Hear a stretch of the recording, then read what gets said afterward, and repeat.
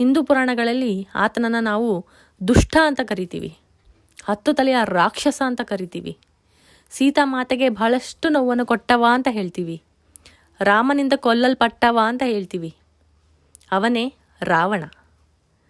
ನಮಸ್ಕಾರ ವೀಕ್ಷಕರೇ.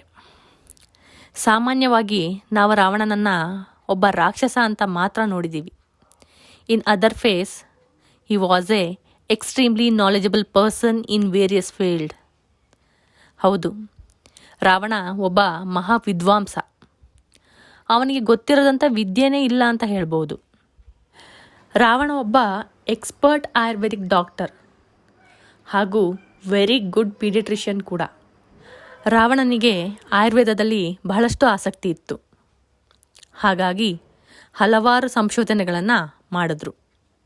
ನಂತರ ಕಾಯಿಲೆಗಳಿಗೆ ಚಿಕಿತ್ಸೆಯನ್ನು ಬಹಿರಂಗಪಡಿಸೋಕೆ ಹಲವಾರು ಪುಸ್ತಕಗಳನ್ನು ಬರೆದ್ರು. ಇನ್ನೊಂದು ವಿಷಯ ನಿಮಗೆ ಆಶ್ಚರ್ಯ ಅನ್ನಿಸ್ಬೋದು. ಪುರಾಣಗಳ ಪ್ರಕಾರ ರಾವಣ ಮೊದಲ ಮಕ್ಕಳ ತಜ್ಞ. ಇವರು ಮಕ್ಕಳ ಕುರಿತು ಹಲವಾರು ಪುಸ್ತಕಗಳನ್ನು ಬರೆದಿದ್ದಾರೆ. ನಾನು ನಿಮಗೆ ಮೊದಲೇ ತಿಳಿಸಿದ ಹಾಗೆ ರಾವಣ ಬಹಳಷ್ಟು ಪುಸ್ತಕಗಳನ್ನು ಬರೆದಿದ್ದಾರೆ. ಅದರಲ್ಲಿ ಕುಮಾರ ತಾತ್ರೇಯ, ಇದನ್ನು ಕುಮಾರ ಥೆರಪಿ ಅಂತಲೂ ಕರಿಬಹುದು.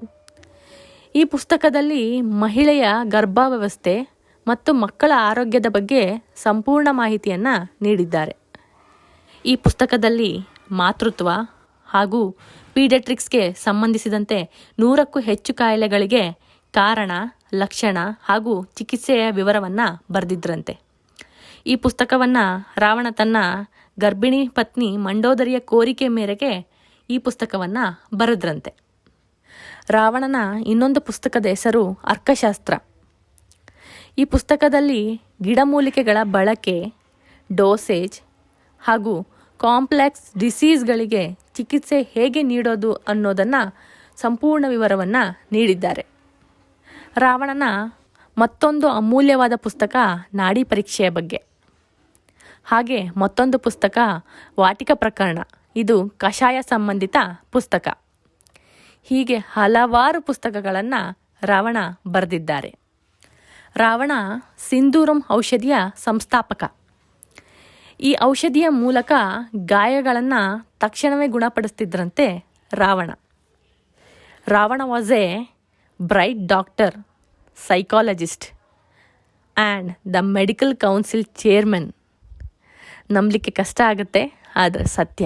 ರಾವಣ ಗಿಡಮೂಲಿಕೆಗಳನ್ನು ಉಪಯೋಗಿಸಿ 5 ರೀತಿಯಲ್ಲಿ ಔಷಧಿಗಳನ್ನು ಪ್ರಿಪೇರ್ ಮಾಡ್ತಿದ್ರಂತೆ. ಅದು ದ್ರವ್ಯಕಲ್ಪ, ಕಲ್ಕ, ಚೂರ್ಣ, ರಸ ಹಾಗೂ ತೈಲ. ಅಂದರೆ ದ್ರವ್ಯ ರೀತಿಯಲ್ಲಿ, ಪೇಸ್ಟ್ ರೀತಿಯಲ್ಲಿ, ಪೌಡರ್ ರೀತಿಯಲ್ಲಿ, ಜ್ಯೂಸ್ ರೀತಿಯಲ್ಲಿ ಹಾಗೂ ಆಯಿಲ್ ರೀತಿಯಲ್ಲಿ ಮೆಡಿಸಿನ್ಸ್ನ ಪ್ರಿಪೇರ್ ಮಾಡ್ತಿದ್ರಂತೆ. ಕೇವಲ ವೈದ್ಯ ಶಿರೋಮಣಿ ಮಾತ್ರ ಅಲ್ಲ, ರಾವಣನಿಗೆ ಹಲವಾರು ವಿಷಯದಲ್ಲಿ ಆಸಕ್ತಿ ಇತ್ತು.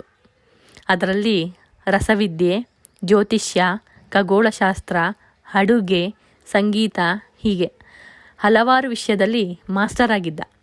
ಇನ್ನೊಂದು ಇಂಟ್ರೆಸ್ಟಿಂಗ್ ಸಂಗತಿ ಏನಂದರೆ, ನಾವು ಮಕ್ಕಳಿಗೆ ಹಾಕ್ಸೋಂತಹ ಸ್ವರ್ಣಪ್ರಾಶನವನ್ನು ಕಂಡುಹಿಡಿದಿದ್ದು ಕೂಡ ರಾವಣ.